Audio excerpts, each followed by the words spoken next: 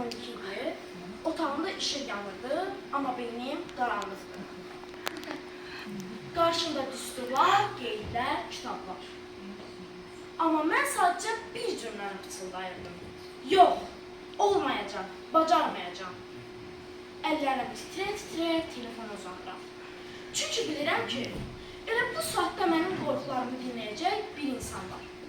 Xədicə müəllimə, yadınızdadır? O gecə siz mənim zəngimə cavab verəndə dediyiniz o söz.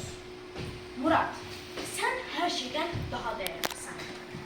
O an anladım ki, mən bura medal üçün deyil, mənə inanan insanların ehtimalını doğrultmaq üçün gəlmişəm.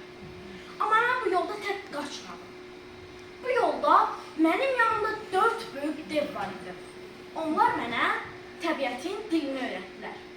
Elə Mənsurə müəllim mənə həyatın hər hüceyrəsinin bir mübarizə olduğunu öyrətdi. Səbinə Əzəmi dünyanın nə qədər böyük, amma mənim hədəflərimin ondan da böyük olduğunu xatırlatdı. Vasif müəllim mənə sübut etdi ki, əzm ən böyük kinetik enerjidir.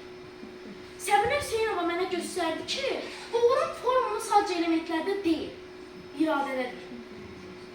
Bu məsuliyyət hər şeydən əvvəl bir söz idi. Yadımdadır. Finala vəsiqə qazananda hörmətli direktorumuz Hüseyn müəllim məni yanına çağırdı. O mənim gözlərimə baxaraq məndən söz istədi.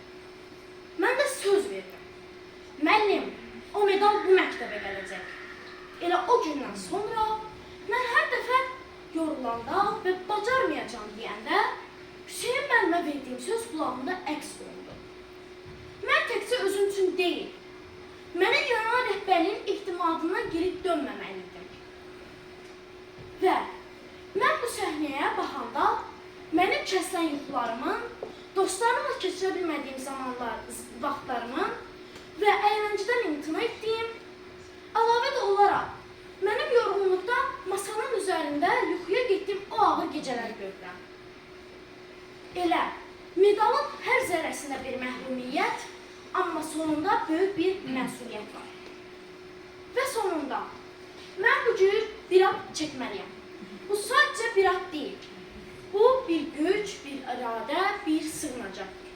Anam, mənim əziz, fədakar anam. Elə hamı mənim bu kürsüdə dayanmağımı medalı görür. Amma heç kim bilmir ki, mən o çətin kitablardan başımı qaldıra bilməyəndə, o mənim üçün zamanı dayandırdı. Mənim uyğusuz qaldığım o gecələrdə o məndən daha oyaq, daha yorğun, daha ümidli idi. Mən bu medalı qazananda 11 yaşım var idi.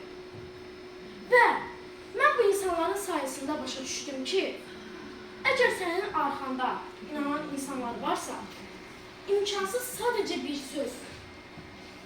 Və medalın mənə bəxş edilən elmi və mənə bəxş edilən sevginin rəngidir. Hər birinizə təşəkkürlər.